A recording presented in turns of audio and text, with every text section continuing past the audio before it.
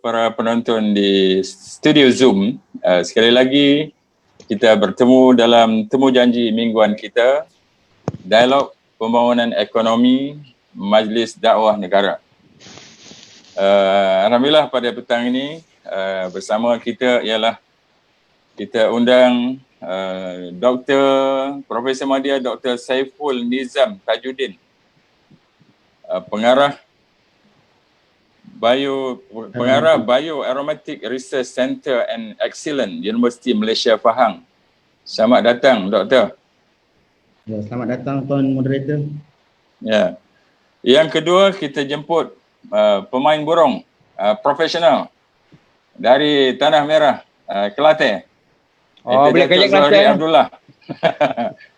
Pengerusi Eksekutif Blossom View Sendirian Berhad. Selamat datang, Datuk. Selamat datang. Macam mana burung? Terima kasih. Waalaikumsalam. Burung sihat. Alhamdulillah. Burung di Dan luar yang ketiga, sihat. Alhamdulillah. kita panel tetap kita. Ini Profesor Dr. Wan Mokhtar Wan Yusof, pakar bidang bioteknologi industri, pengerusi Koperasi Universiti Kebangsaan Malaysia, Presiden IWAKAF, Timbalan Pengerusi Perhubungan Angkasa Selangor. Ada lagi kan jawatan yang nak masuk kan? Ada lagi dah, cukup dulu. Selamat datang. Terima kasih. Okey, terima kasih kerana sudi bersama saya, bersama Dewan Ekonomi Majlis Dakwah Negara dalam sesi membicarakan pembangunan ekonomi, pembaharuan ekonomi hasil daripada atau kesan daripada COVID-19. COVID-19 ini walaupun ditakuti tetapi sebenarnya memberi impak yang positif kepada kita. Contohnya, dialog online begini, kalau sebelum COVID-19 orang merasakan janggal kecuali di antara benua, di antara negara-negara. Tapi selepas COVID-19, perkara ini telah menjadi rutin. Dan kita sendiri, kalau dipanggil untuk bermesyuarat di tempat tertentu, kita rasa macam, alah susahlah, baguslah kita online. Itu adalah di antara impak positif dari COVID-19. Tuan-tuan dan puan-puan yang dirahmati sekalian, pada hari ini, dalam masa 1 jam setengah ini, kita akan membincangkan khusus industri sarang burung walit di jalur baru pembangunan ekonomi umat Islam di Malaysia. Selama ini, industri ini telah berkembang bukanlah baru, sudah lama. Tetapi kita merasakan selepas COVID-19 ini, kita perlu rejuvenate. Kita cuba segarkan kembali industri ini. Dan untuk itu pada hari ini kita bawa pakar khusus, pakar di lapangan dan pemerhati yang khusus untuk memperkatakan tentang sarang burung walit ini. Dr. Saiful. Ya, saya Tuan Moderator. Cuba cerita sikit apa bioaromatic. Bioaromatic adalah kajian yang berkaitan dengan bau. Kalau kita bau. Okey.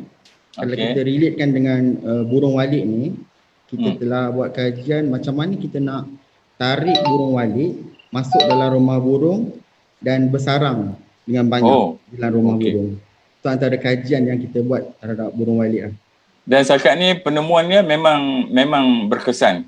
Ya, kita menggunakan banyak sekarang ni menggunakan aroma, tapi kita tak tahu aroma yang ada di pasaran yang ada sekarang ni adalah berkaitan dengan kajian saintifik ataupun try and error.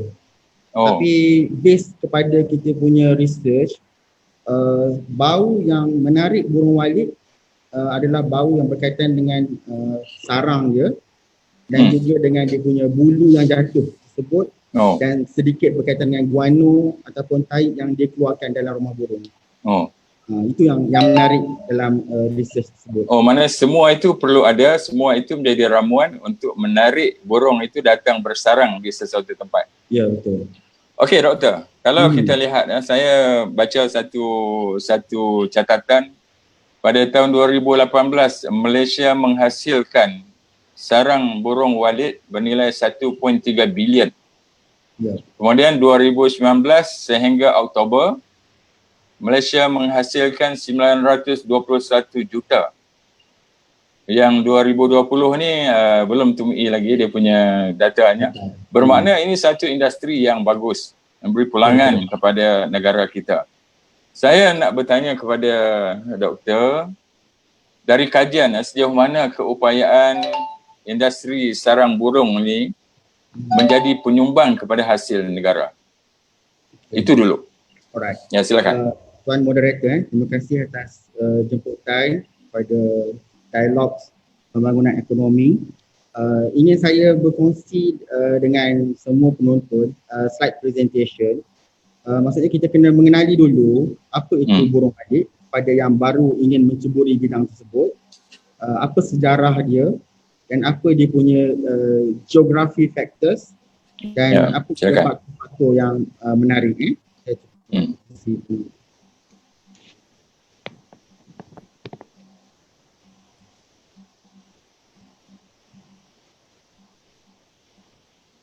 Okey, jelas. Oh, cantik. Nampak. Teruskan. Saya besarkan slide. Okey. So sebelum tu mungkin saya boleh berkongsi sedikit maklumat tentang penyelidik ataupun saya sendiri. Saya telah menceburi bidang burung walit ini sejak 2010. 2007, 2010 saya mula untuk mempelajari dan menghadiri kursus conference yang berkaitan dengan burung walit. Dulunya mula-mula tak banyak conference ataupun kursus, tapi sekarang ni dah banyak. Saya ingat yang pertama sekali saya join adalah ICOTOS di Kuala Terengganu. Okay. Kemudian 2010 saya baru berani untuk buat rumah burung dengan niat untuk commercialization ataupun buat R&D. Maksudnya kita buat dua sekali dalam satu masa. Jadi saya pun invest sedikit duit sendiri di Kuantan, Pahang. Saya bina satu rumah burung 20 kali 40 kaki sahaja. Okay. Saya fokus kepada bidang kepakaran saya iaitu membangunkan rumah burung walit bersaiz kecil. And then saya mengkaji, sebab saya ahli kimia, mengkaji aroma yang berkait dengan peningkatan populasi burung walit. Okay. Dan yang ketiga kita lihat juga antara musuh burung walit ni adalah burung hantu dan kelawar. Jadi kalau burung hantu masuk dalam rumah burung, dia mengeluarkan najis dan dia mengeluarkan hasil kumbahan yang dia telah makan. Selagi ada bau dalam rumah burung tu, burung hantu atau kelawar, selagi itu burung walit tak akan masuk. Jadi kita buat kajian macam mana nak mengesan bau tersebut. Okay? So industri burung walit ni bukannya baru dalam Malaysia. Kalau kita lihat di Economy Transformation Program Malaysia pada tahun 2020, maksudnya ia merupakan salah satu agenda dalam NKEA, macam National Key Area Economy Area. Okay, dan dia diklasifikasikan sebagai EPP2, is a production of swiftlet.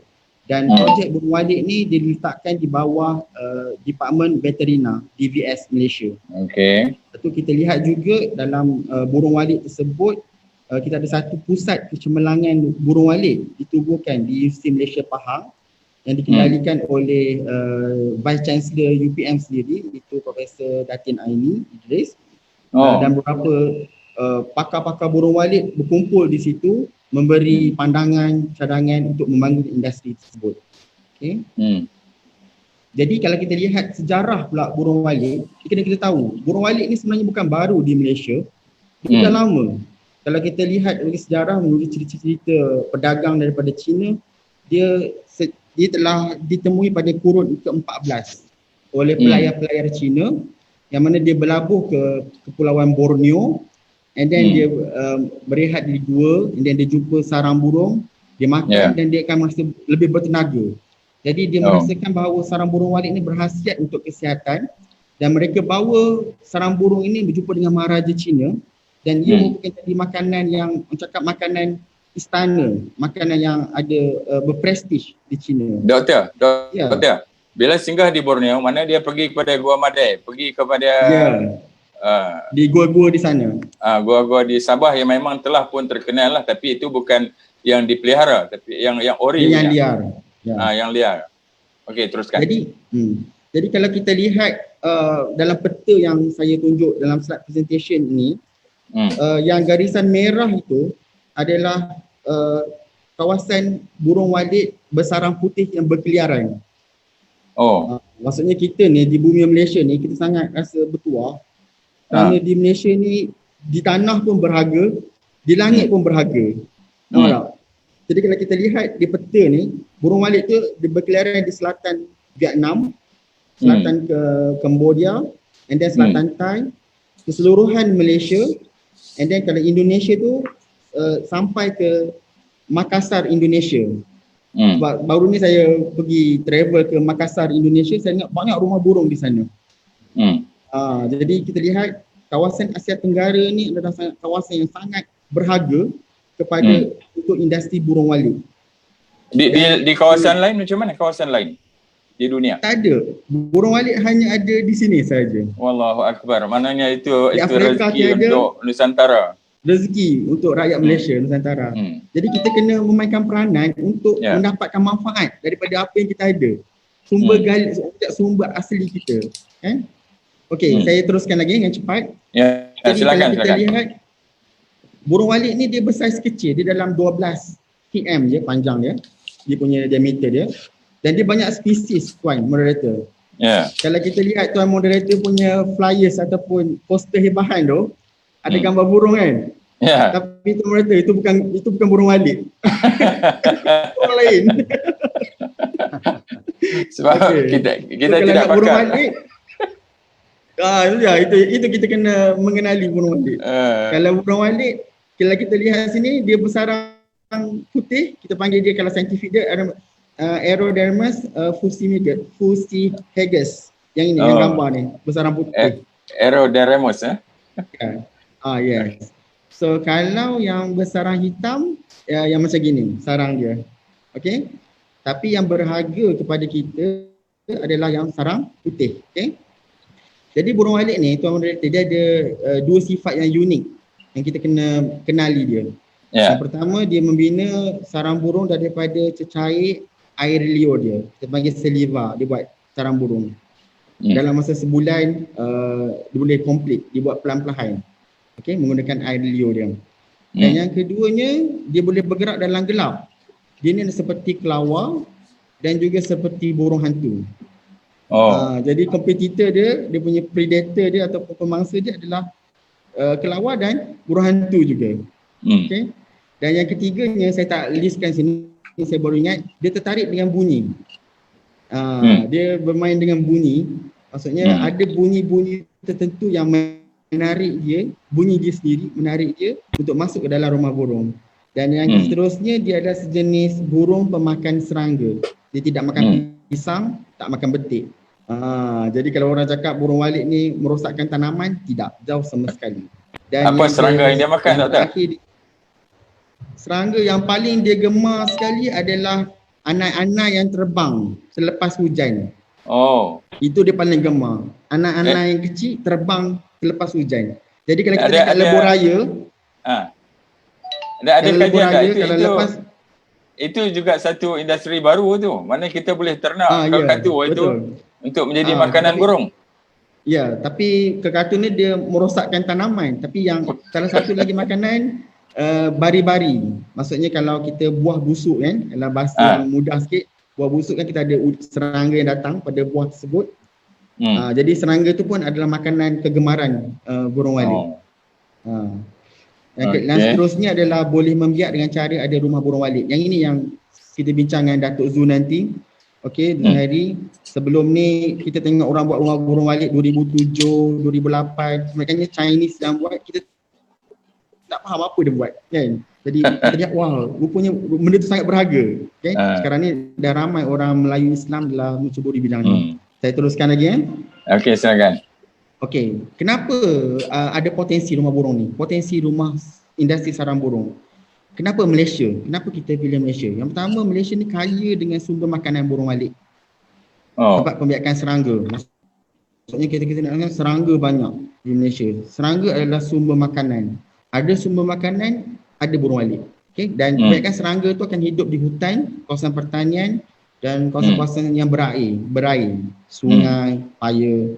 Jadi kalau kita nak strategisekan rumah burung kita, kita kena letak kawasan rumah burung tu mesti berada dalam kawasan ni.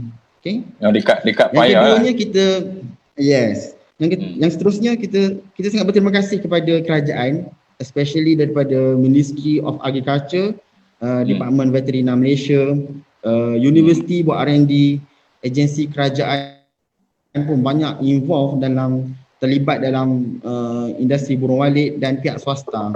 Maksudnya burung walit ni bukan peternak saja, tapi kita boleh gemblengkan apa yang Tuan Moderator inginkan, impikan. And then saya boleh katakan pelaburan yang menguntungkan, Tuan Moderator. Ia adalah pelaburan sekali hanya untuk buat rumah burung dan tak perlu baja. Aroma pun kita boleh cipta aroma yang murah. And then kita boleh guna solar untuk bunyi dan sangat menguntungkan. Okay. Dan ia merangsang ekonomi tempatan. Kenapa saya cakap merangsang ekonomi tempatan? Sebab saya rasa niat kita untuk tambah pendapatan B40, golongan B40. Dan kita perlu ada collaboration golongan berada dengan golongan yang tidak berada. And then setakat ini ia bebas daripada wabak sesama burung. Sebab dia adalah burung liar, tidak diternak di kandang ataupun di sangkar. Okay. Sikit lagi kenapa potensi industri sarang burung? Kita nak potensi industri sarang burung. Saya lebih suka kepada tengok slide presentation yang saya ambil daripada utusan Malaysia 2019. Kalau kita lihat sini, Malaysia merupakan antara yang terbesar pengeluar sarang burung. Tapi yang paling nombor 1 is Indonesia. Kita is number 2. Okay. Dan daripada situ kita lihat Malaysia telah mengeksport sebanyak 16,000 tan pada 2019 tu, mentah. Maksudnya tidak dicuci lagi, hantar ke China. Okay. China sahaja. Pendapatan ini China sahaja. China sahaja pun kita dah tak boleh nak tampung permintaan. That's why kita fokus on China sekarang ni. Padahal Datuk Zul senang lenang. Tu dia fokus China. Tak perlu pergi ke Amerika, tak perlu pergi ke Russia. China saja kita tak sempat nak tak cukup. Nak capai tak cukup lah sampai tu. Tak cukup. So membabitkan 89 juta kos nilai. Dan 2015. Itu sarang mentah. Belum produk lagi. Produk ni maksudnya kita extract, kita buat kosmetik, kita buat air, kita buat functional food. 267 juta tan metrik. Industri sangat besar dan perlu disistematikkan cara kita punya pentadbiran kita. Dan ekspor dijangka mencapai 4.5 bilion tahun ni. Masya-Allah. PKP. Sekarang ni tengah rancak pengeksport burung walit. Kenapa saya cakap begitu? Sebab kita lihat sekarang ni di China, masyarakat di sana dia perception dia ataupun persepsi dia terhadap sarang burung ni, dia melihat bahawa sarang burung ni dia boleh menjadi satu imunisasi kepada antivirus, especially COVID. Masya-Allah. Lepas COVID ni permintaan sarang burung sangat tinggi. Lepas COVID. Unjurannya macam mana? Unjuran selepas COVID? Unjuran tu saya tak pasti. Belum lagi belum lagi sebab kita baru habis sedikit kan. Itu tak habis lagi. Tapi bagi saya industri sarang burung ni tak terjejas. Semakin meningkat, mungkin Datuk Zu akan cerita permintaan dia menurun ataupun meningkat selepas ni. Dia lagi dekat dengan industri ni dari segi ekspor. Okay. Antara dia sebenarnya dia banyak orang cakap banyak application dalam sarang burung. Ada yang telah buat kosmetik, ada yang telah buat functional food. Yang ini sebagai makanan tambahan untuk meningkatkan imunisasi. Dan banyak kajian di Malaysia yang telah buat di bawah Center of Excellence Swiflet di UPM. Banyak kajian sebab duit pool di situ untuk buat kajian, dan banyak kajian yang berkaitan dengan orang cakap biotech. Mungkin Prof Mokhtar pun boleh terangkan nanti. So saya akan ada 2-3 slide lagi. Potensi industri sarang burung. Kenapa kita rasa kita perlu fokus dan perlu, sebab kita kena cakna dengan apa yang berlaku di sekeliling kita. Satu, sarang burung meningkat, harga semakin meningkat. Okey. Yang kedua adalah pembinaan rumah burung perlu untuk suasana gua. Maksudnya kita kena ada R&D, research dengan pihak universiti ataupun pihak swasta untuk menjadikan rumah burung tu lebih efisien. Okay. Dan yang ketiga, pelbagai reka bentuk rumah burung telah dibina dengan sistem bunyi. Ini adalah saya punya kajian. Okey, maksudnya dari segi kita kena apa faktor yang menyebabkan rumah burung tu berjaya. Itu yang kita nak lihat. Okey. Jadi yang seterusnya, habitat liar dan tinggal di gua sejak ribuan tahun. Ini kita nak ubah daripada dia tinggal di gua, kemudian kita bawa masuk ke dalam rumah burung. Okey, sebelum ni sukar untuk dituai. Selepas ni kalau dalam rumah burung ini sangat senang. Okey, dan juga merupakan pendapatan yang lumayan bagi penduduk tempatan. So yang ni saya sambung nanti bab 3 ni. Saya habiskan 2.3 saja dulu. Terima kasih Puan. Okey, terima kasih Doktor. Nah, kita sudah dapat kenal burung, bagaimana burung layang-layang yang boleh menghasilkan sarang burung. Sebelum ni kita ingat bila layang-layang tu semua boleh menghasilkan sarang burung yang bernilai. Rupa-rupanya tidak. Dan kita sudah tahu juga apa jenis makanannya, bagaimana untuk menarik burung itu masuk ke sarangnya. Dan kita juga dah diberitahu bahawa sarang burung ini adalah suatu ramuan yang boleh memperkukuhkan imunisasi tubuh badan kita dan marketnya sangat besar. Okey, kita pergi, saya nak bawa tuan-tuan semua pergi ke China bersama Datuk Zuhri. Datuk Zuhri berapa lama cuba cerita the success story yang telah dilalui sejak dulu hingga kini dan sehingga dapat bertapak ada pejabat pengedarannya di China, di Shanghai hingga ke hari ini. Dr. Zul, cuba share kepada para penonton kita semua. Assalamualaikum warahmatullahi wabarakatuh. Assalamualaikum. Terima kasihlah jemput saya. Tapi mula-mula sebelum saya pergi panjang sikit, saya nak beritahu lah, saya punya bahasa dua je, orang putih dengan Kelantan. Jadi, kalau tak faham tu bukan masalah saya lah. Jumpalah mendalami Kelantan lah untuk memahami lebih lanjut. Okey, tu kita kena intro, kena macam tu lah. Saya pun segan juga jadi ahli panel hari ni sebab diapit oleh dua profesor yang hebat. Dr. Prof. Saiful dah beritahu habis dah semua dah. Tak tahu apa nak cakap lagi lah. Habis dia sapu keliling. Jadi kita ni ambil balance je lah. Kita cerita sikit lah. Kita cerita bab burung on the ground. Macam saya ni, kita orang panggil apa? Direct to the ground. Aktiviti kita buat direct, kita buat daripada A sampai Z lah. Artinya kita jadi cikgu pun cikgu burung je lah. Cikgu burung, mengajar orang burung, bina rumah burung, kemudian kita buat konsortium burung dan also kita proses, kita jadi pembeli rumah burung, sarang burung. Kita pun ada kilang kecil kita di Ampang sebagai tempat proses. Dan kita eksport ke China.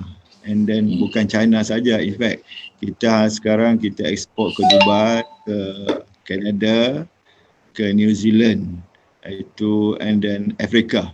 Jangan terkejut, kita dah masuk Afrika.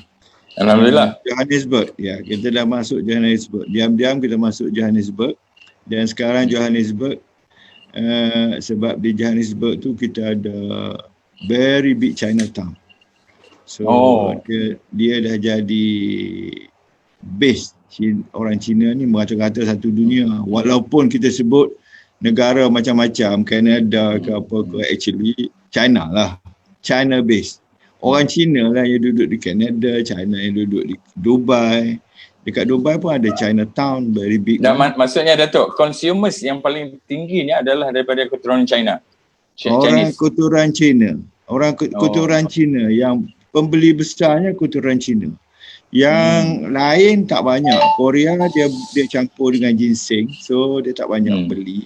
And then Jepun pun sebab ada constraint, dia punya SOP dia tinggi sangat. Kita belum berjaya penetrate dia punya pasar ni. Tapi saya dapat inquiry untuk China, untuk di Tokyo. Tapi walaupun inquiry di Tokyo, ejen di sana orang Cina jugalah. Basically Chinese base. Produk ni memang Chinese base lah.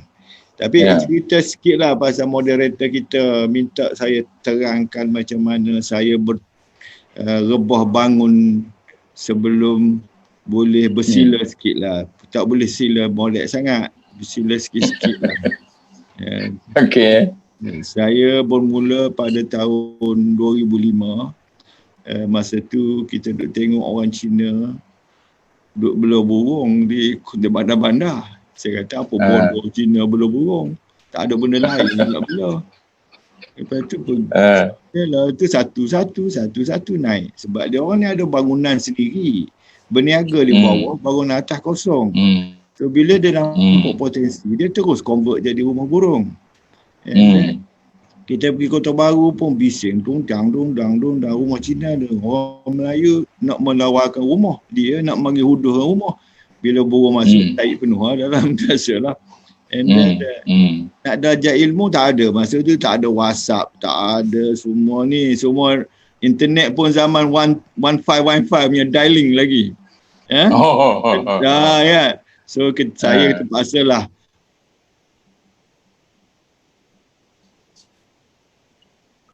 Stuck Why? Hello, Farhana, kenapa?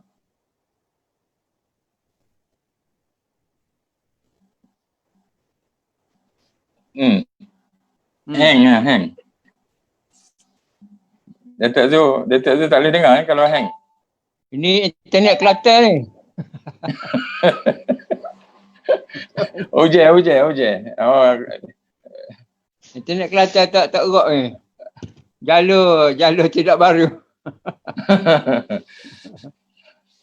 Okey. Macam mana kita nak menghubungi telefon ke Datuk Zu, suruh dia keluar daripada Zoom, lepas tu masuk balik. Masuk mula. Keluar, tu ada tu. Okey, tekan sound Datuk Zu. Merah. Unmute tu. Tekan sound. Unmute. Unmute tu. Dekat nama tu. Dekat Zuhari tu kan ada merah. Mikrofon tu, tekan dia tu. Alright. On microphone. Ya, silakan. Comel. Okey, bunyi dah. Bunyi dah. Sakut tadi. Boleh balik. Boleh semula. Comel. Okey. Kita tadi di mana dah hilang? Okey, macam mana kita bermula kita beritahulah sikit. Kita beli bangunan lelong. Bangunan lelong-lelong di Kuala Lumpur, di kawasan pinggiran Kuala Lumpur, belah Ceras apa semua tu kita beli. Kemudian murah-murah je masa tu, tak ada orang beli, semua bisnes tak bagus. So banyak yang bank lelong, kita angkat situ, kita beli, kita buat rumah burung dan menjadi. Bila dah menjadi tu kita serius lah, kita balik kampung, pergi Kelantan, balik Jeli, semua tu kita mula beli tanah kita di Kelantan pun kita buat bina rumah burung habis. Convert jadi rumah burung and then membiak. Lepas tu campurlah, ada orang minta tolong sana, minta tolong sini untuk buat rumah burung. Kemudian pada tahun 2007 kami pergi ke China. Saya berdua dengan isteri pergi ke China, mencuba nasib mengambil bahagian dalam pameran di China, di Nanning masa tu. Bersama Malaysia Trade Exhibition. Yes, masa tu ada pameran di China. Dan kita masa tu kita berniaga produk lain, produk kopi. Kemudian kita tengok burung ni berjuta-juta turnover pada hari pameran sahaja. In fact, pameran turnover dia tak kurang pada 40 juta lah sekali turnover untuk pameran 5 hari. And then majority pada turnover tu daripada burung. So kita balik switch kepada burung lah. And then maklumlah kita orang baru, kemudian kita orang Melayu berkecimpung dalam industri burung di China bukan sekara yang mudah lah. Saya pun tak reti Sangset ni langsung tak reti masa tu. Langsung tak pandai apa pun. Diperdah gitu je. Lepas tu kita ikut orang-orang Cina Malaysia, dia bawa saya pun, dia guide saya pergi pameran bersama dengan, dan berkenalkan kepada buyer-buyer. Lepas tu bila dah baik apa semua, kemudian saya pun ambil keputusan untuk set up pejabat di Kunming. Oh, Kunming Kunming, bukan di Shanghai, di Kunming. Kunming utara sikit lah, sebelah utara. Kunming ni di Yunnan. Di Yunnan, Yunnan. negara provinsi Yunnan.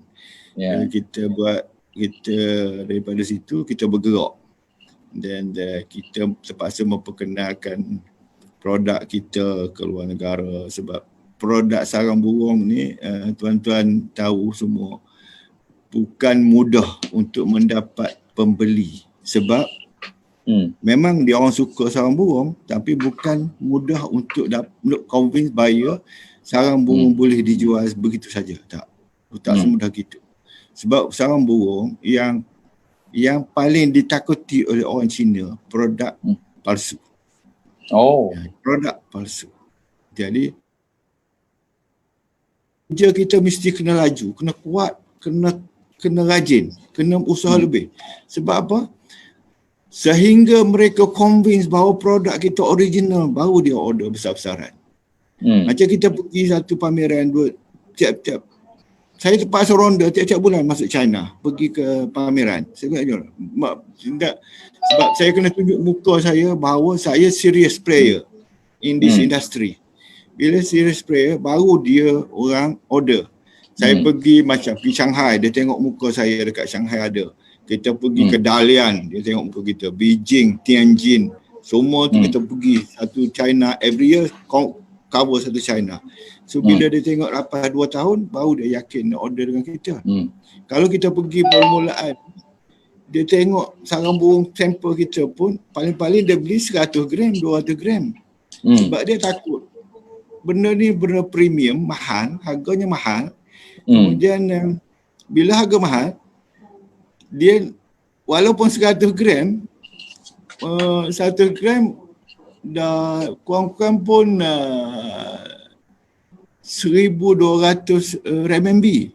Ya. 1,200 RMB. Ya, 100 gram. Untuk try, untuk cuba. Mana RM600 kita lah. RM600 kita. Ya, dia pergi, dia balik makan sikit 100, makan sikit, dia rasa okey. Dia buatkan setengah tu lagi dahsyat, dia bawa pergi lab. Modern dia pergi lab.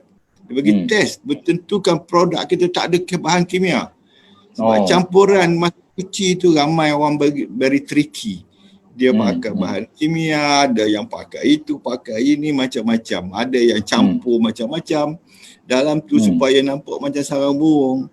Itu bila kena macam ni, dia orang takutlah berwaspada. Bila dia tengok kita pergi 2 tahun, ini pun ada, sini pun pergi, sini pun ada, sini pun ada.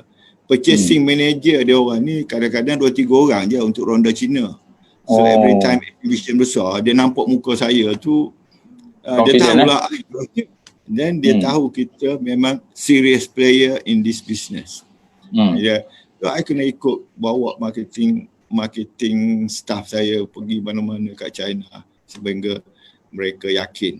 Itu antara kerja-kerja yang cabaran yang kita kena hadapi. Macam mana kita sampai pukul 2 pagi kat China, pukul 3 pagi kat China, naik teksi tengah malam, bawa ke sana, bawa ke sini nak cari hotel. Itu memang kalau hati tak cekal, memang tak boleh berjaya. Kalau takat pergi sekali. Kebanyakan orang kita minta maaf, cakap lah, saya sentuh sikit kan. Pasal kita ni kalau sesi bahasa kita perlu sentuh. Kita kena ajar jugalah. Banyak orang kita yang pergi pamerannya dibawa oleh orang-orang kerajaan. Sponsored trip. Sorry to say lah. Sponsored trip. Yang sponsored trip ni, dia pergi kadang-kadang nak enjoy lah. Pulau pukul 5 dah rancang dah nak ke shopping mana, nak ke shopping sini. Bukan nak fikir nak bisnes. Macam kita ni kita bayar sendiri, tiket sendiri, booth pun sampai 5,000 satu booth. 5 hari, 4 hari punya exhibition. We spend for the hotel, for me, for my staff and ticket from Malaysia. Makan, tahu lah makan di China mahal. So kalau tak sanggup benda macam ni, jangan penetrate China. This is very important. Maknanya orang kata zaman sekarang bahasa dia istiqamah. Kena pergi selalu. Memang kena pergi tunjuk muka bincang. Sebab dalam bisnes import export ni, kita boleh tipu pembeli. Tapi pembeli tak boleh tipu kita. Faham tak? Jadi nak jadi macam ni supaya pembeli ni yakin nak letak duit 200,000 dalam bank kita. Kerja, bukan satu kerja yang mudah. Because dia bank in macam dari China ni senang je. Dia pakai WeChat. WeChat within 1 second, pop, duit you masuk dalam account. Plenty. Pop masuk 200,000. So kali you diam, you tak hantar produk pun habis lah. Kali you hantar buah betik kat dia pun habis lah. Walaupun you order sarang burung, faham tak? Okey, Datuk. Proses pertapakan tu mengambil masa berapa tahun sehingga Datuk dipercayai? 2 tahun. 2 tahun. Saya belanja 2 tahun. Kemudian saya terpaksa invest lah few hundred thousand untuk dipercayai oleh orang-orang macam ni. Pembeli-pembeli Cina. Sebab dia memang betul-betul nak kena yakin. Dia cuba sekali, 2 kali. Dia macam saya kata, dia order 100 gram. 100 gram, apa besar sangat kan? 100 gram. Lepas tu dia order pula setengah kilo. Kemudian dia order pula sekilo. Sekilo pun dah kata sekilo pun dekat 12-13 ribu ringgit. So dia memang begitu saja, sikit-sikit. Kemudian dia increase slowly. From there barulah bila dah yakin, memang dia hantar. Sampai sekarang ada yang sampai booking. Masalah nak beritahu yang kena queue pun ada lah sekarang ni pun. Masya Allah, bagus sekali ya. Dia akan ada yang sampai yang kena queue. Certain grade yang dia orang suka ni, dia orang satu queue. Sekarang pun ada yang queue. Yang mengamuk-ngamuk dengan saya. Kadang-kadang saya terpaksa pulang balik duit pun ada. Kita takut kita tak sempat nak produce. And then lepas 3 tahun kita bergerak aktif di Kunming, kita buka lagi satu cawangan di Xiamen. Xiamen ni tak jauh lah, dekat dengan Shanghai kan, dekat dengan Shanghai. Xiamen sekarang kita ada 2 lah, tapi marketing office ni dia tak besar, bunyi je cawangan di China, tapi marketing office tak besar sebab sarang burung ni dia 1 juta pun kecil lah. Tak sampai 1 bilik pun. Dalam briefcase kita tu pun 120,000 kita tarik je begitu. Macam tu. Macam kita bawa, kadang-kadang kita bisnes bawa satu beg 20 kg beg, baju kita 8 kilo, sarang burung 12 kilo, sambil-sambil sampel lah. I'm talking about sampel. Ya, itulah yang kita berjalan. Lepas sekarang ni, bila dah berjalan macam ni, tugas kita produce. Dan masa dulu, sarang burung kita pun tak berapa banyak hasil kita. Daripada pasal kita baru bermula masa tu kan. Kemudian sekarang ni kita dah tambah. Every year kita tambah burung. Tambah rumahnya? Rumahnya. Sebab 2 biji, sebiji, 2 biji memang ada setiap tahun. Jadi hasilnya dah bertambah. Jadi saya dah kurangkan pembelian sarang burung daripada orang lain lah. Dulu kita banyak bergantung pada orang lain. Untuk itu kita kena proses capital, kapasiti kita pun terhad. Cuma baru-baru ni masa COVID tu memang kita terasa jugalah dia punya keperitan sebab semua flight ke China closed. Bila close airport tutup, produk kita tak boleh jalan. So baru lagi. Cuma saya bernasib baik sikit sebab 3 hari sebelum COVID tu kita ada shipment ke China. Masa COVID tu cukup maju sampai habis licin, tinggal habuk pun dia beli. Lepas habuk pun berebut. Sarang ni banyak habuk di bawah-bawah tu habuk. Dah hajar-hajar orang tu pegang dia jadi habuk. Habuk tu pun jadi duit. Kalau dulu bagi-bagi je habuk-habuk tu. Kemudian 2 minggu lepas kita mula shipment dan semalam pun kita ada buat shipment ke China and then alhamdulillah lah. Cuma Cuma yang kita target sekarang sebab pendapatan mereka pun agak limited sekarang, terhad sebab COVID kan. Bila dah terhad sebab COVID ni, mereka pun pembelian pun agak perlahan lah. So now we are catering on more on lower grade products. Sarang burung ni ada banyak grade, A, B, C, D, E, F grade. So kalau triple A grade tu berapa per kilo? kita panggil 6A. Oh, 6A bukan 3. Bukan triple A. Triple A tak kuat. 6. Berapa per kilo? Dia teknik nak berniaga di China ni kena belajar juga. Kena lebih pada dia lah. Prof, saya beritahu Prof di China ni dia tak ada BB, tak ada. 6A, 5A, 4A, 3A, 2A, 1A. Hancur pun jadi A. Yang penting ada A. Ya? Mesti ada A, jangan ada B. B tak mau. Puyau dia. Jadi okay, 6A berapa per kilo? 6A sekarang dah 12 lah. 12,000. 12,000. Mentah ke Datuk? Sarang mentah ke 12K ni? Dah bersih. Oh dah Yang dah bersih. proses lah. Edible dia panggil edible clean lah. Clean edible bird nest. Clean edible bird nest. CEDB. Yang ni dia, yang 6A tu dia mahal sikit sebab saiz dia besar. Saiz original dan burung pun burung tua. Kalau kita orang Malaysia ni burung tua tak laku kan? Dan nanti kita suruh Dr. Saiful cek. Umur burung dia. Prof Wan dia laku lah, dia handsome. Laku.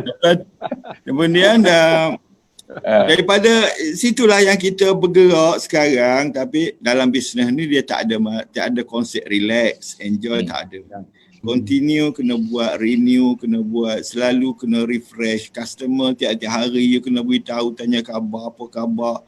And then kita pergi China pun kita kena jumpa customer kita, jumpa, ajak pergi makan. Dia tak nak apa-apa pun, dia nak makan jumpa, dia tahu you masih hidup. Ya, itulah macam orang main WhatsApp lah, kena selalu WhatsApp tiap-tiap hari, tentukan you masih hidup. So dia depends on you. Sebab bisnes ni pakai WeChat, dia kalau dia tak macam bisnes lain pakai LO ke,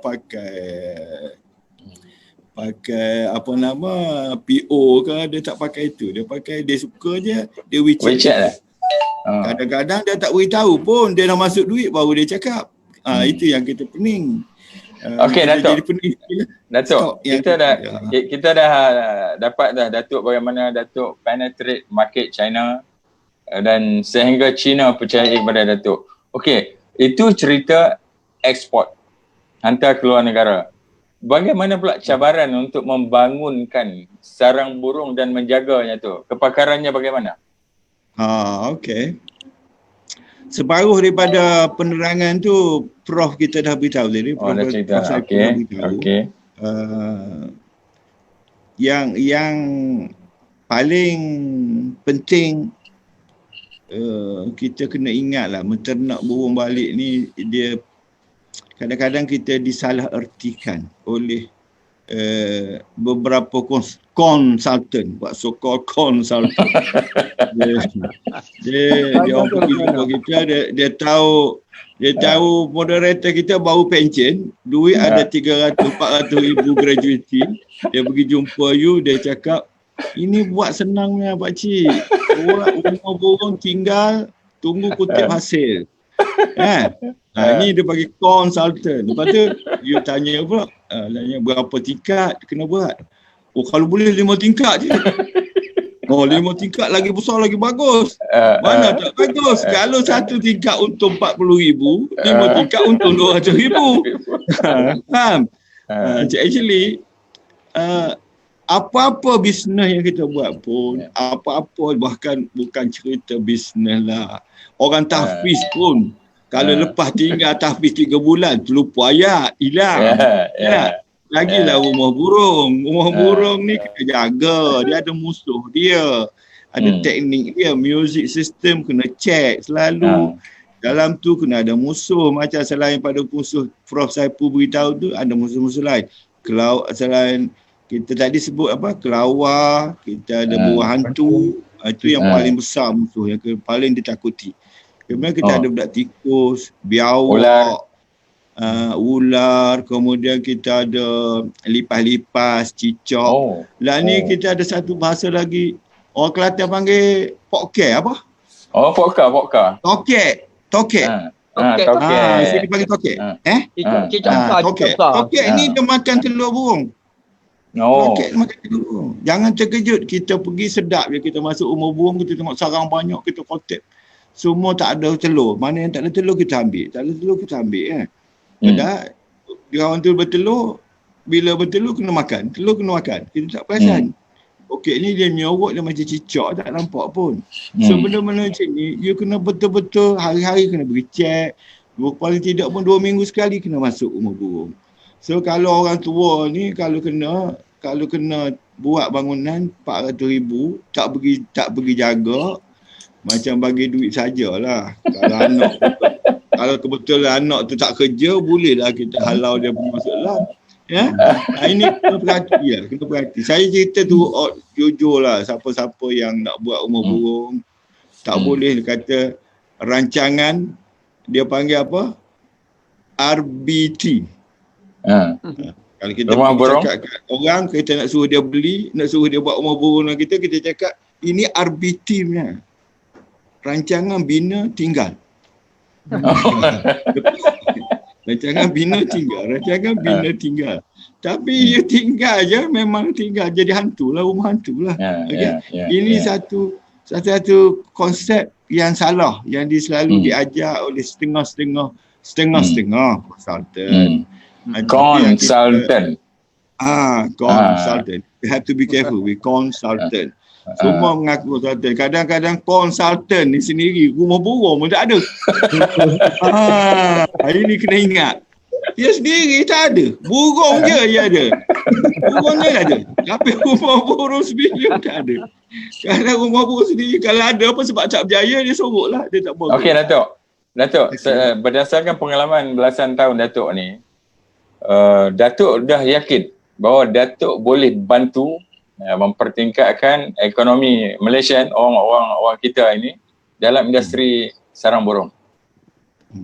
Okey. Pada saya lah, kita ni dah kerja, saya pun pernah kerja kerajaan lah. Kejap, lepas tu buat bisnes sendiri.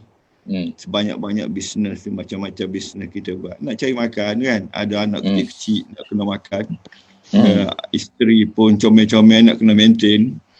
So kita pun kena cari jalan macam-macam cara sehingga yang paling senang untuk generate good income, comfortable income. Yang saya jumpa inilah, tak jumpa lagi. Paling senang yang kita buat, sebab macam kita sekarang bercakap dalam forum begini, burung masih bekerja. Burung kerja untuk kita tak perlu bayar gaji pun pada burung. Tak ada EPF, tak ada SOPSO, accident kau sendiri tanggung. Kan? Tak ada first party, second party, third party. The easiest business is bird nest punya business. Buat masa sekarang, pada saya lah, pada saya cukup senang. Kalau susah pun senang lah, tak ada apa yang dirisau. Cakap jaga musuh. Macam saya ada belah-belah buah rumah. Dengan seorang pekerja kita boleh maintain. Maintain, tak ada masalah. Dan kita sekarang pun untuk information, hari Sabtu ni kita akan bina 4 buah rumah burung serentak. Di mana tu? Saya baru beli tanah masa COVID baru ni. Masa COVID tu sempat cari peluang. Yalah, COVID ni orang tak ada duit kan. Kawan-kawan orang kampung ada pakai duit sana, pakai duit sini. So kebetulan harga memuaskan. Saya tengok lokasi pun menarik. Pergi buat cek burung pun memang langgar kepala ni. So saya dah terangkan tapak situ, memang kita dah ratakan kita akan buat macam estate wallet lah. Estate wallet. Kompleks wallet. Kompleks wallet. Ada lagi pun tinggal tak banyak dah lot yang tinggal yang kita offer kepada kawan-kawan.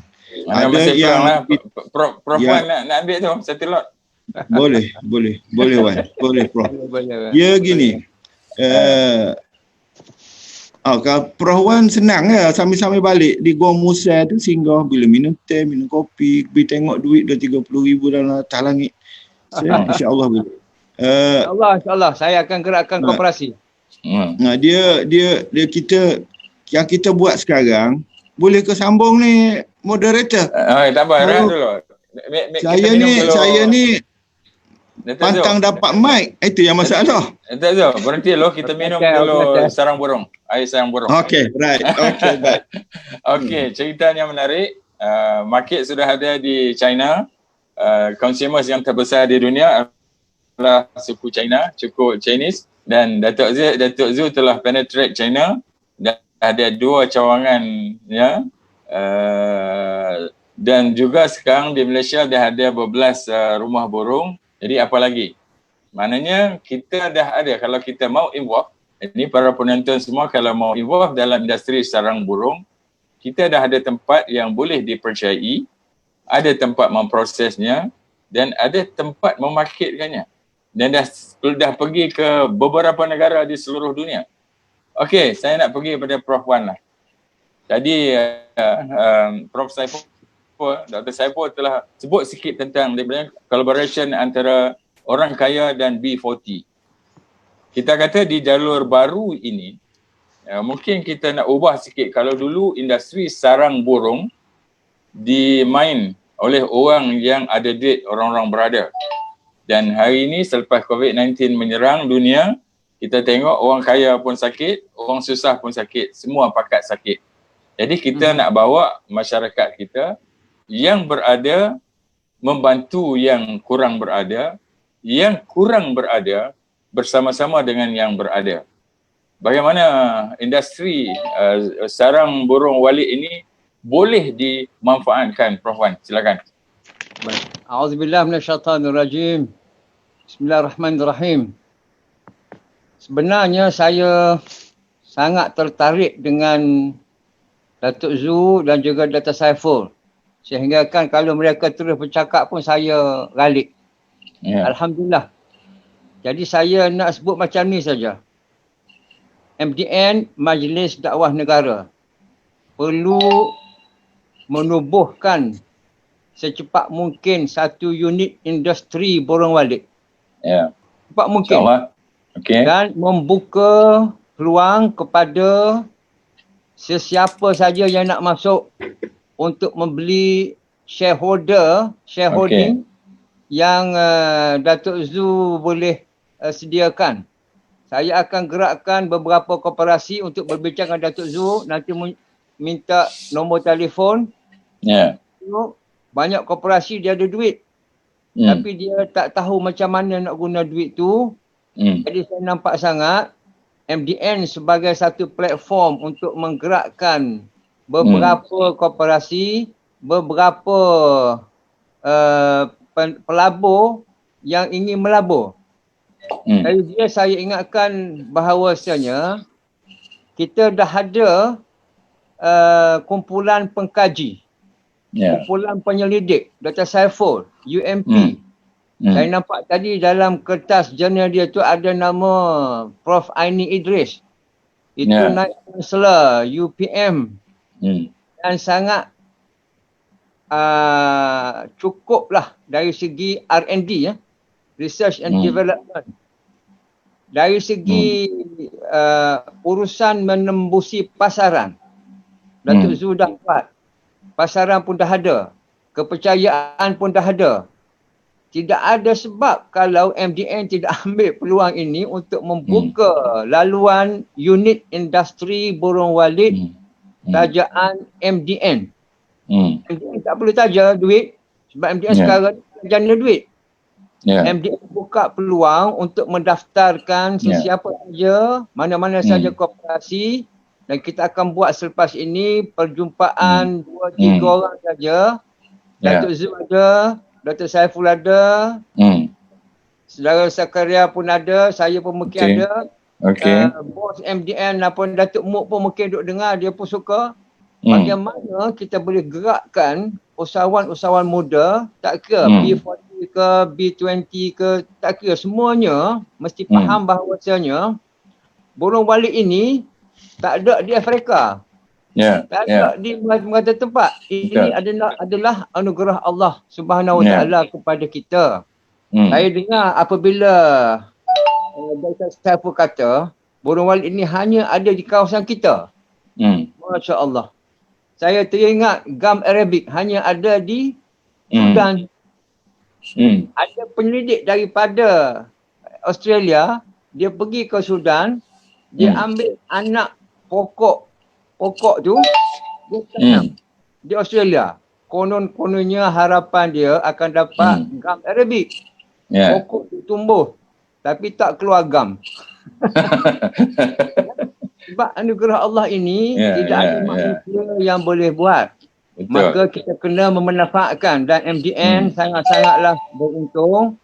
Tak kala saya pun juga terlibat dalam perbincangan ini.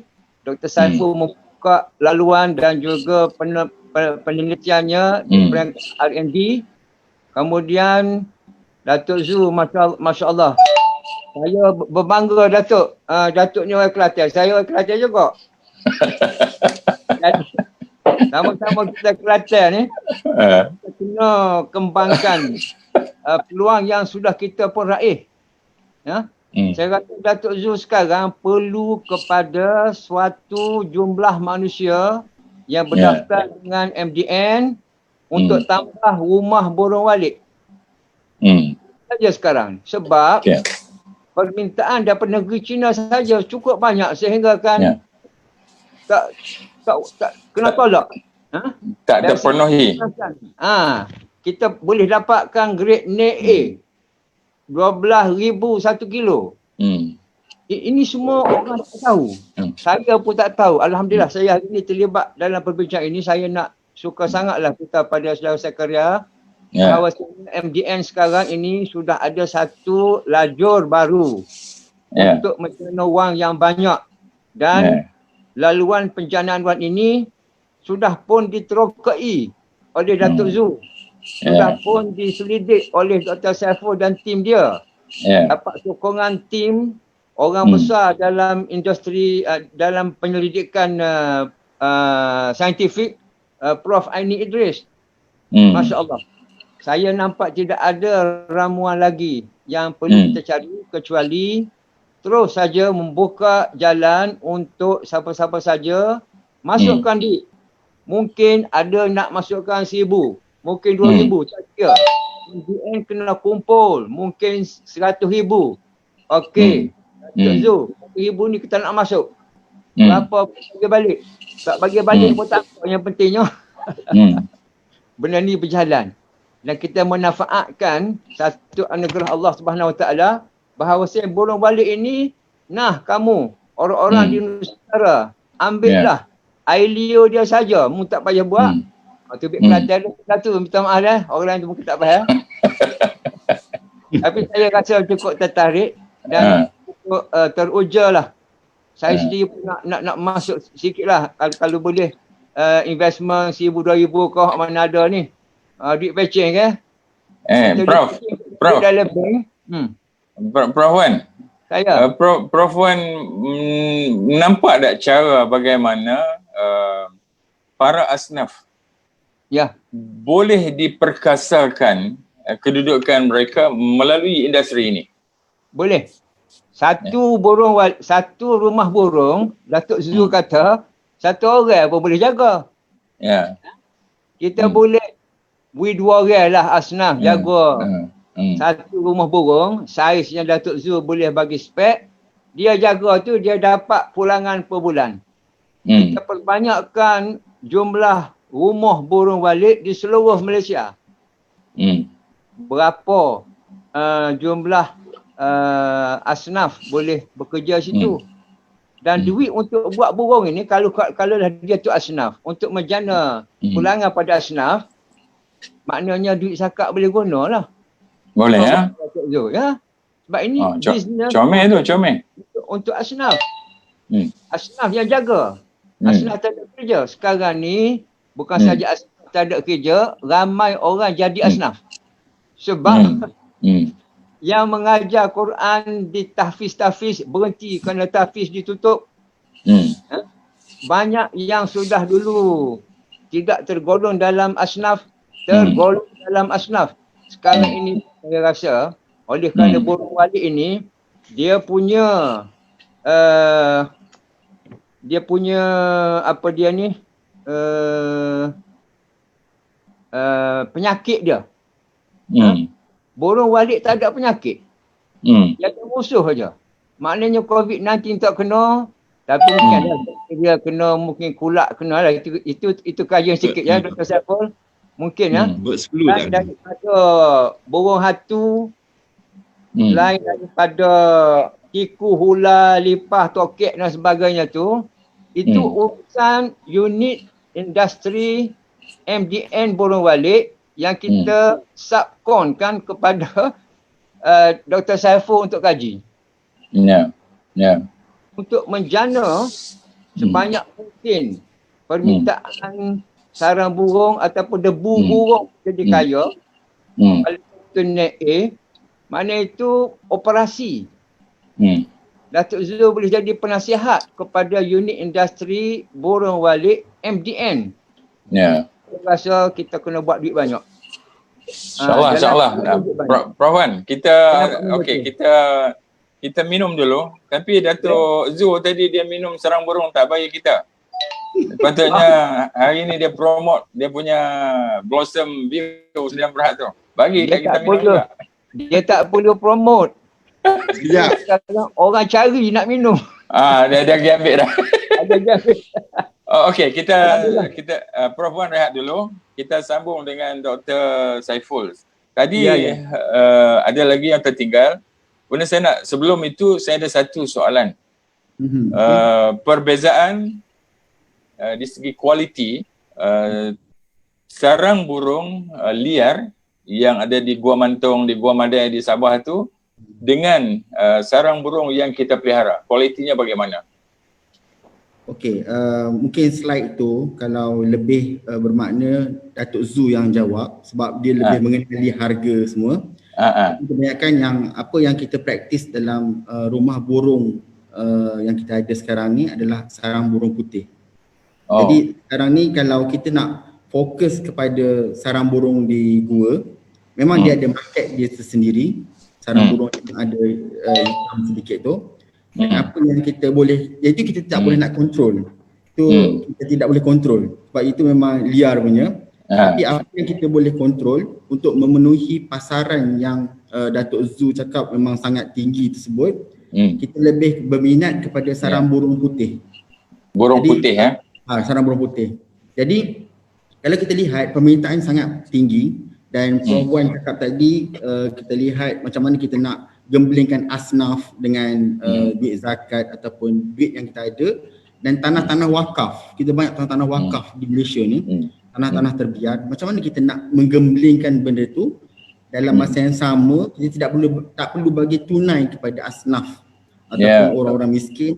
Kita bagi kerja dekat dia dan kita bagi percentage. Maksudnya jaga rumah burung, hasil daripada rumah burung tersebut maybe 10% to 20% sebagai punya upah. Jadi kalau Datuk Zu beritahu tadi 12,000 per kilo. Kalau 10% saja dah berapa? Saya bodoh atas.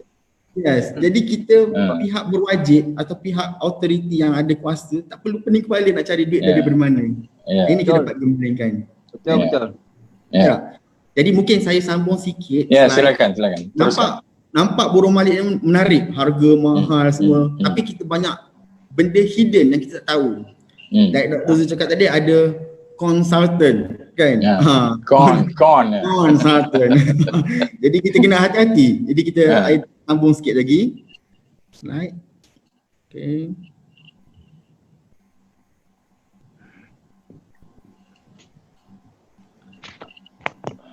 Okey. Dalam kita nak membangunkan rumah burung ni, kita ada cabaran dia. Kita ada peluang kita dah tahu tadi. Datuk Zu pun bagi tahu, saya pun memang kagum dengan Datuk Zu dengan Prof Wan. Maksudnya kita memang banyak what we call peluang di hadapan. Tapi kita kena tahu permintaan banyak dan kita kena ada support, sumber yang kita rasa memang boleh mencukupi untuk supply kita punya sarang burung. Jadi kalau kita lihat sini, saya punya nota adalah kajian dijalankan rumah burung Walid di Malaysia mendapat pulangan modal dalam masa 5 tahun. Kalau kita lihat harga yang Datuk Zu bagi tahu tadi, 5 tahun memang logik. Ini adalah salah satu industri yang kalau berjaya, memang kita boleh capai dalam masa 5 tahun cover balik kita punya modal. Okey. Boleh saya tambah ya? Ya. Kalau kita kira pulangan modal 5 tahun itu bermula daripada A kan? A bermula langkah A. Tapi kita dah ada langkah dekat-dekat dengan FG dah sebab Datuk Zu dah buka langkah tu.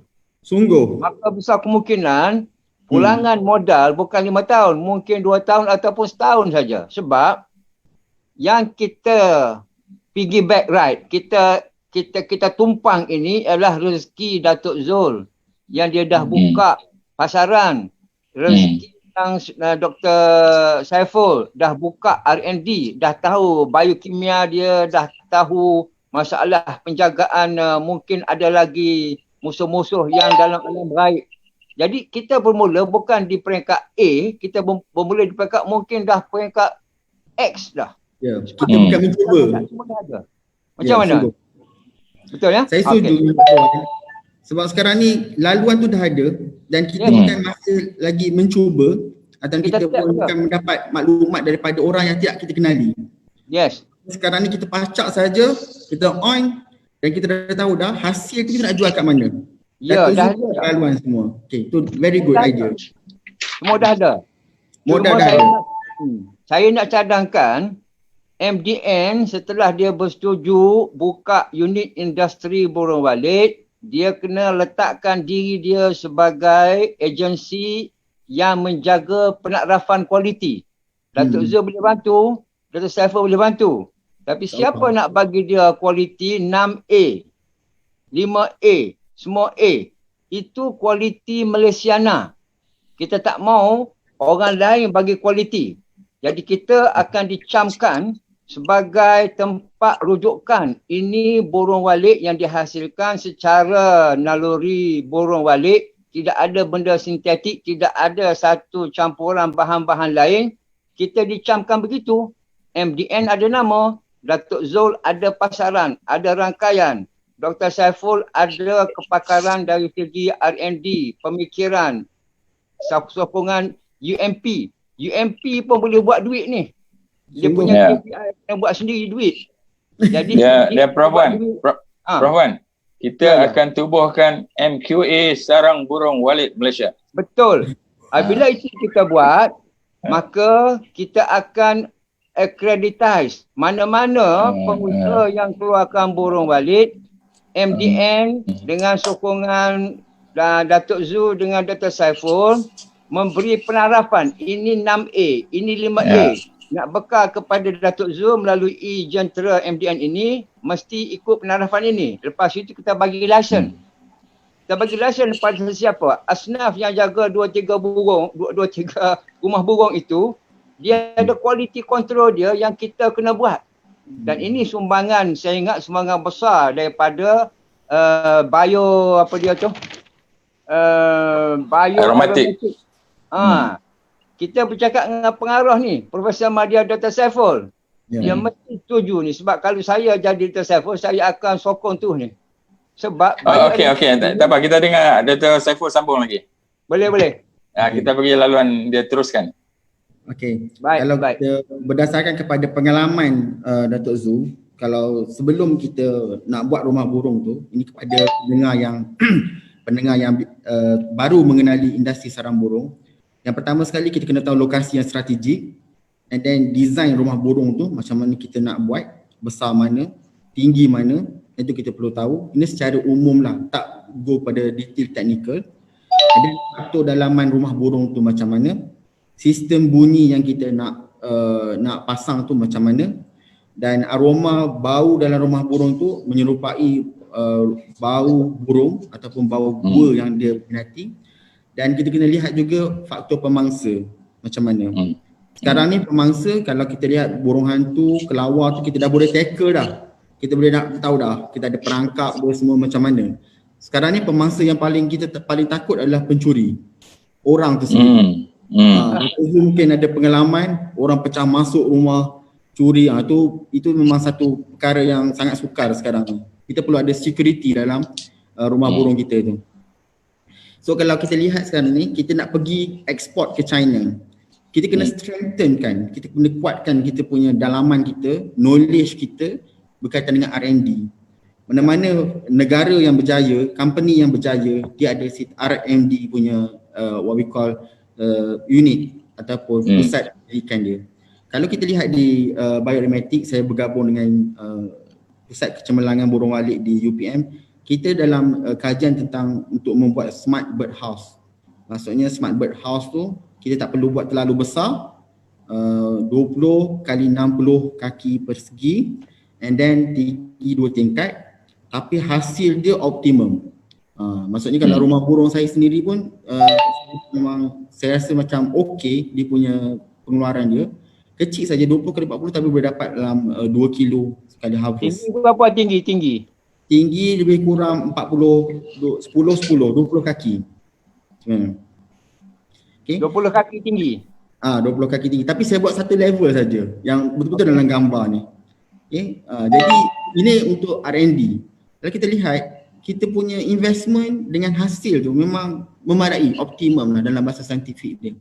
Yang kedua, kita ada research berkaitan dengan predator. Macam mana kita nak halau predator, macam mana kita nak kesan bau predator tu masih ada lagi dalam rumah burung kita. Kita develop sensor dalam rumah burung. Jadi kita develop juga pheromone sebab fokus kita dalam rumah burung. Pheromone maksudnya pheromone likes, bau yang seakan bau burung. Maksudnya burung akan suka masuk, dia macam kita bau masuk hotel, oh bau sedap tidur. Semua burung juga. Dia seakan macam kita. And then kita buat juga how to clean the bird nest. Maksudnya teknologi untuk clean, cuci sarang burung tu dengan lebih mudah, dengan lebih pantas.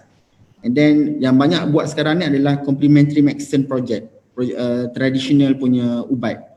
Maksudnya dari segi imunisasi, macam mana kesan dia, itu dalam kajian. Dan yang latest sekali kita buat blockchain swiftlet system. Blockchain tu kalau kita ambil di rumah A, kita export Datuk Zoo bawa ke Shanghai, kita boleh tahu dia punya kod tu, kita boleh ambil dia punya QR code, kita boleh tahu dah sarang burung ini adalah daripada Datuk Zoo punya rumah burung di Gu Musang. So this is what we call the blockchain. Kita boleh tahu dia punya sistem semua tu. Jadi perkara R&D yang kita buat ni, dia akan dapat meningkatkan lagi harga sarang burung.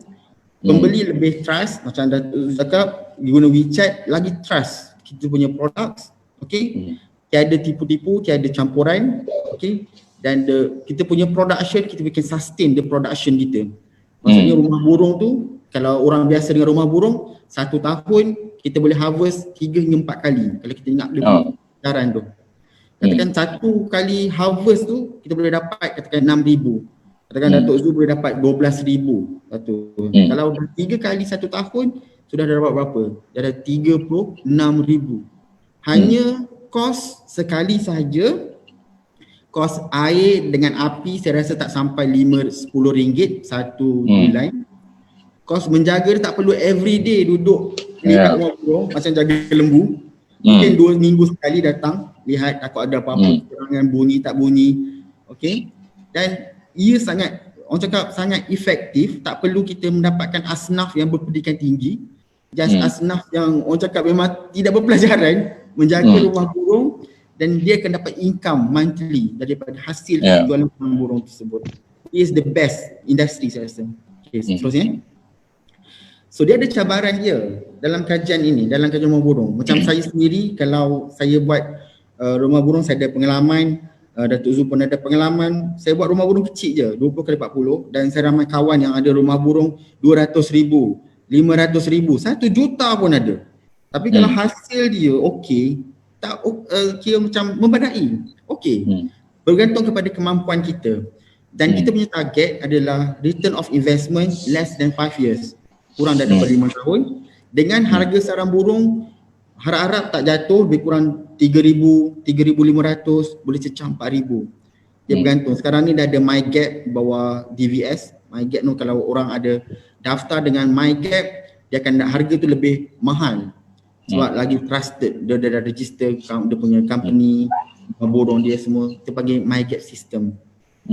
Dan kita ada cabaran kita dalam rumah burung. Mungkin nampak kita rumah burung, wow, okey, seronok, ada rumah burung semua kan. Tapi kita kena ada cabaran, kita kena dapatkan jiran yang memahami. Jiran memahami ni macam Datuk Zul cakap, orang Cina buat rumah burung tapi busa lah, tapi orang Melayu mencantikkan rumah burung. Jadi kita perlukan jiran yang memahami, dan kita pun kena memahami jiran juga. Tak perlu pasang 24 hours. Based on my research, Datuk Zul dengan Dr. Wan dengan moderator, bunyi ni tak perlu 24 hours. Bunyi dalam 24 hours tapi perlahan saja. Sekadar bunyi kita dengar sedap je. Bunyi luar ni kita pasang waktu burung nak masuk. Biasanya saya pasang dalam 15 minit, 20 minit sebelum maghrib. 7 hingga 27 hingga 7.20. Waktu tu peak hours burung akan masuk. Bertalu-talu. Is the peak hours. Kita nak panggil burung. Tak perlu 12 tengah hari, 1 tengah hari kita pasang bergema satu negara. Tak perlu. Betul. So cabaran terus pencuri sarang. Yang ini cabaran yang challenging bagi kita. Sekarang ni kita faham dengan ekonomi meleset semua, dengan orang tak ada kerja. Daripada kita dia jadi pencuri, baik kita latih dia menjadi penjaga rumah burung. Dia pencuri sebab kita jauh dengan dia.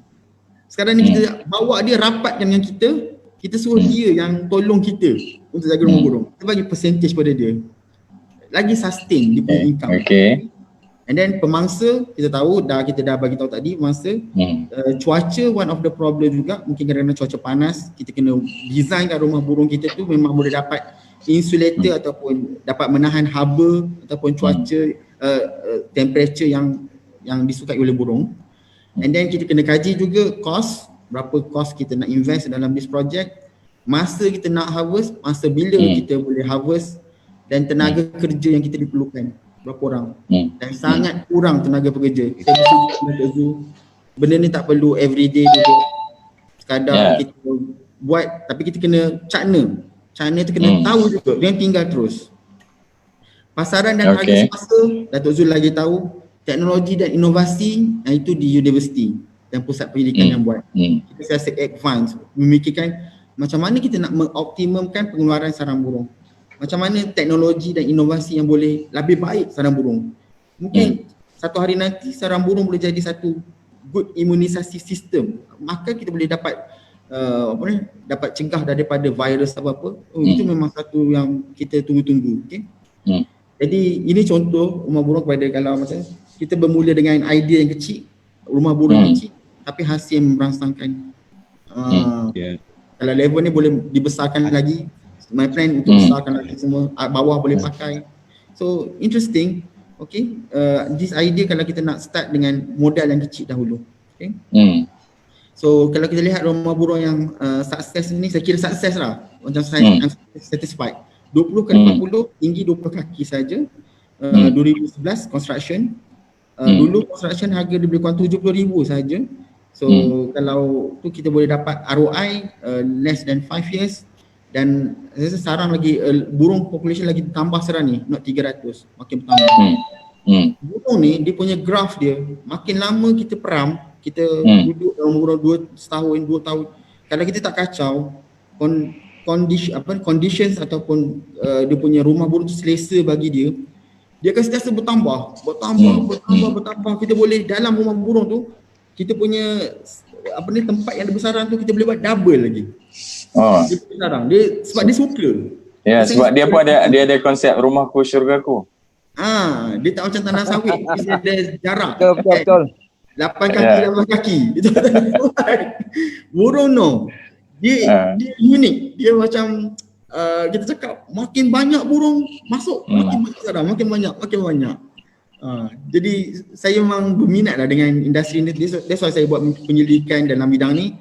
Saya buat sendiri rumah burung. potensi akan datang. Mungkin nanti kita buat soal jawapan. Saya cakap galakkan menceburi industri wallet. Memang kita galakkan.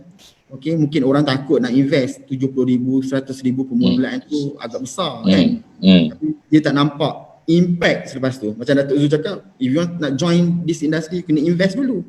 Kan? Tapi tak nak invest, tak join lah. Tu je. Okay? Lebih ramai yang mahu berkongsi kepakaran industri dan berwallet. Terima kasih kepada Tuan Moderator, panggil beberapa orang yang ada pengalaman dalam berwallet. Kita berkongsi pengalaman. Kita berkongsi. Benda ni amal jariah. Saya selalu bagi ceramah under DVS di utara Sabah dan Sarawak. Saya cakap, saya dapat ceramah ni tak banyak mana berbanding yang you dapat. Tapi saya harap hasil you dapat nanti, you buat perkara yang baik. Sekolahkan anak sampai universiti.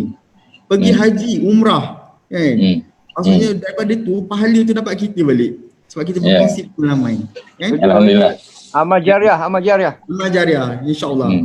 Okey, so wawasan kemakmuran negara, kalau kita lihat sekarang ni wawasan kemakmuran negara 2030, pendapatan minimum per rumah 12K, 12,000 per rumah. Benda ni 1 kilo ya. 1 kilo sarang burung. Sekali je, sekilo faham. Okey. So apa kita punya peranan kita kena menambah baik sumber makanan burung tersebut.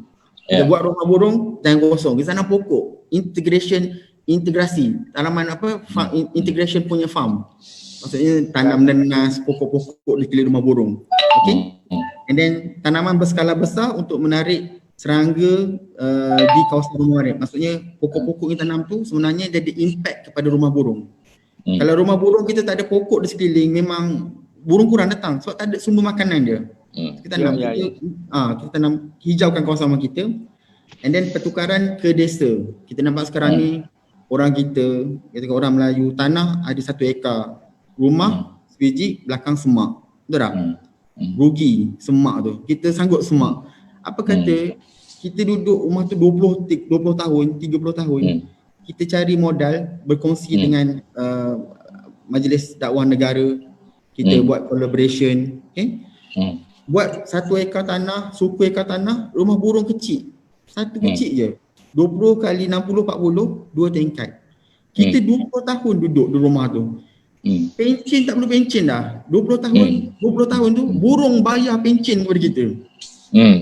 Burung bayar sewa rumah.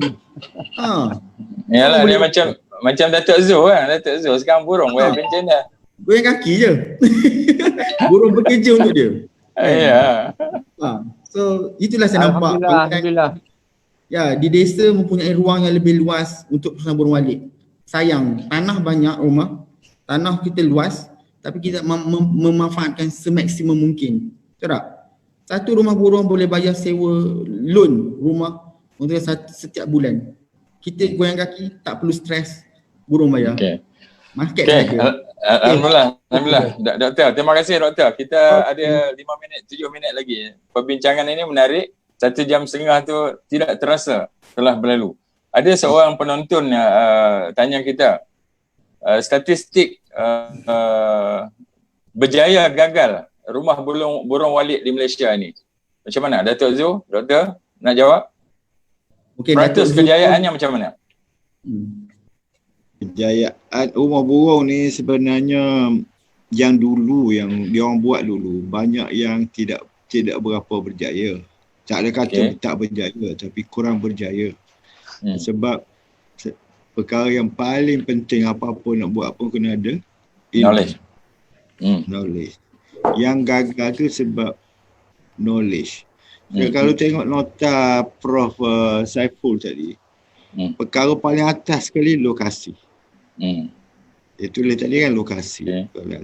Dia macam beli rumah juga. Nombor 1 lokasi, nombor 2 lokasi, nombor 3 lokasi, baru nombor 4 baru lokasi. Dia nak decide pun 4 kriteria lokasi. So, kesilapan orang dulu yang paling besar sekali. Prof nak cakap ke? Prof Wan nak cakap? Sila habiskan. Teruskan dulu. Datuk teruskan. Kesilapan yang dulu, insya-Allah tak akan berlaku lagi sekarang. Yang dulu kita bina rumah di tempat kita ada tanah. Di mana kita ada tanah, bila kita dengar industri burung walit memang mendatangkan hasil tinggi, kita pun buat keputusan panggil konsultan datang, okey, aku ada tanah, kau buat rumah burung. Okey, kita buat 4 tingkat lah tuan. Tuan Haji, kena Tuan Haji buat lagi, kena Haji buat servis. Pensen tu, tak apalah. Pencen aku ada, APF ada semua, bayar apa habis. Lepas tu tak menjadi. Ini yang besarnya dia punya kesilapan. Sebenarnya caranya terbalik. You cari lokasi yang menarik dan you beli tanah. Baru you jadi tempat berjaya. Jangan diingat kebun kita ada kosong, belakang rumah kita ada kosong, kita naik rumah burung. Padahal burung ada seekor tu je yang ada. Ya. Okey, terima kasih. Terima kasih Datuk. Yang lain kali sekarang ni yang ceritanya. Kalau pertama, macam saya nak buat rumah burung, adalah orang offer suruh pergi buat, minta tolong. Kita pergi test paling tidak pun 2 kali. Pergi test lokasi. Kita boleh panggil burung. Ini kelebihan orang burung. Dia boleh panggil burung. Kita boleh tengok daripada situ berapa banyak burung yang berada di kawasan tu. Within 5 minutes, 10 minutes kita boleh tengok. Dan tuan rumah bangunan pun puas hati dengan burung yang ada, kita buat. Kalau dia dah puas hati, baru kita buat. Kalau burung datang sekor, lepas tu hilang sekor, tak payahlah. Itu memang menghabiskan boreh je lah. Lepas tu sebab rumah burung, belanja dia besar. Belanja dia ratus ribu. Bila tak menjadi, umur kita 60 tahun pencen, kita akan merana sepanjang pencen. Itu je yang kita ada. Takkanlah kita nak pergi jadi jaga pula sebab umur burung. Tak boleh lah kita nak kerja balik. Okey, Datuk Zul. Yang fit kita punya tugas pun. Nak jadi pegawai, siapa nak ambil dah. Datuk Zul, kesimpulannya soalan tadi tu, kalau dia kata peratusan berjaya gagal tu sekarang ni bergantung pada kita. Okey, ada orang yang telah berjalan di lapangan, Datuk Zul, dan ada yang pusat kajian kita, Dr. Saiful dan pasukannya. Maknanya sekarang kita kalau nak melabur, mana kita dah dapat suatu pure consultant, bukan consultant. Mana dua-dua ni kita gabungkan. Okey, Prof Wan, 1 minit. Baik. InsyaAllah. Macam ni 1 minit, 1 minit. Kepada kawan yang tanya statistik berjaya atau tak berjaya, itu dia kena tanya balik diri dia. Dia nak berjaya ke tidak? Dalam urusan nak menjadi usahawan, dia kena istiqamah, dia mesti berjaya. Dia kena faham bahawasanya cerita Datuk Zul ni tidak ada kegagalan. Malah yang adanya ialah pendidikan dan istiqamah dan juga laluan mujahadah untuk pastikan apa yang dia nak buat ini bukan untuk dia saja, untuk anak cucu dia, untuk mengembangkan negara, untuk memberikan kekuatan kepada rakyat kita. Dengan 70,000 saya nampak itu, construction cost 70,000 yang Dr. Saiful sebut, dia punya ROI itu dianggarkan kurang pada 5 tahun. Maka saya berani kata dengan sistem yang Datuk Zul dah ada, dengan optimum size rumah yang Dr. Saiful dah kembangkan, dengan kaedah untuk memastikan optimum operation pun dah ada, saya jangkalah 2,5 tahun boleh balik duit. Dan kalau dia niat nak berusahawan, nak letak duit, macam letak duit dalam ASN, tak payah buat keluar. Letak je kat ASN, buat susah kita je. Dia keluarkan duit ini untuk niatnya mengusahakan kepada diri dia dan memastikan guna duit ini sebaik mungkin. Itu dalam tijarah, dalam urus niaga. Jadi, saudara Zakaria kita dah ada ramuan yang cukup hebat. MDN dah ada. Zul dah ada. Dr. Saiful dah ada. UPM ada. Saya boleh gerakkan koperasi. Tidak ada sebab kalau kita bincang ada kemungkinan kegagalan. Tidak ada. Okey. Tidak ada. Itu saya nak sebut ya. Terima kasih. Itu harapannya tidak ada kegagalan. InsyaAllah Datuk Zu dengan Dr. Saiful ada 1 minit. Saya kalau nak menjawab soalan yang ditanyakan tadi tu, industri burung walik ni satu industri yang agak misteri. Kalau orang berjaya, dia akan senyap je. Dia akan bagi tahu, senyap. Dia tak royak. Datuk Zu royak tu Datuk Zu. Yang tak berjaya tu yang kecoh. Ya. Saya nak pujuk Datuk Zu berzoom pada petang ni pun lama pujuk ni. Kalau tidak saya masuk. Alhamdulillah. Itu dia senyap. Dan dia bisnes memang gitu. Bisnes ni yang pure bisnes punya, kalau ada ruang bagus tak ada siapa mau kongsi. Ya. Itu adalah norma biasa dalam perniagaan. Okey, saya ingat perbincangan kita telah meliputi dengan 1.5 jam telah kita lalui. Saya percaya dan saya boleh simpulkan bahawa industri ini sangat bagus. Kita tak perlu bimbang kerana kita ada pakar. Pakar di penyelidikan KAM operasi Dr. Saiful and team di UMP dan di UPM. Pakar di lapangan yang telah berjalan sejak sekian lama dan telah meneroka pasaran di seluruh dunia dan terutamanya di China. Datuk Zu ada. Dan hari ini apa lagi yang kita mahukan? Pada saya, pilihan yang ada di depan kita ialah kita menerokai pasaran ini. Allah dah anugerahkan kepada Nusantara, Malaysia, Indonesia yang keseluruhannya adalah sesuai untuk sarang burung. Jadi tuan-tuan dan puan yang dihormati sekalian. Saya tambah sikit moderator. Boleh sikit. Ya. Okay, sikit sikit pun bawang cakap ni dia tak ada break. Satu minit ke bawah. Saya bagi cadangan kalau yang saya dah buat sekarang cadangan. Apa yang saya buat sekarang untuk pendakwah-pendakwah, kita ada grup pendakwah kita kumpul pelabur ni, kita tak larat nak minta derma selalu. Nak kerja nak derma. So apa yang kita buat, kita bina rumah burung. Saya bina rumah burung dua biji di Vietnam khas untuk kerja-kerja dakwah. Dan sekarang kita bina rumah burung sekarang pun kebanyakan pelabur yang melabur dengan kita untuk bina rumah burung ni memang penyumbang aktiviti kita di luar negara. Saya banyak, Tuan Moderator tahu kita buat. Dia macam kerja asnaf tadi, saya nak tunjuk sikit lah. Ini yang asnaf boleh buat. Nampak? Jus sarang burung. Recharge power. Ini produk ni murah, senang, boleh jual. Asnaf boleh buat. Kalau ada rumah burung lagi senang. Okay? Perempuan ni betul kena minum sebab nak recharge. Orang lain muda belakang. Boleh. Tua-tua je recharge ni kan. Ini antara produk-produk yang kita boleh recharge. Ini mahal sikit. Ini produk-produk yang asnaf boleh, pasal perempuan minat dengan asnaf. Okay? Jadi lepas tu kalau berminat nak buat macam tu, kalau nak ikut cara kita pun dijemput. Kalau ada cara yang lebih baik, welcome. Yang pentingnya kita dapat generate income sendiri dengan sekali menderma. Kita tak payah. InsyaAllah kita akan berjaya. Yang lain tu kita serah kepada Allah lah. Yang penting kita serah Allah. Okay. Terima kasih banyak-banyak Tuan Moderator kerana jemput saya. Walaupun saya ni tak pandai sangat cakap lah, minta maaf. Okay.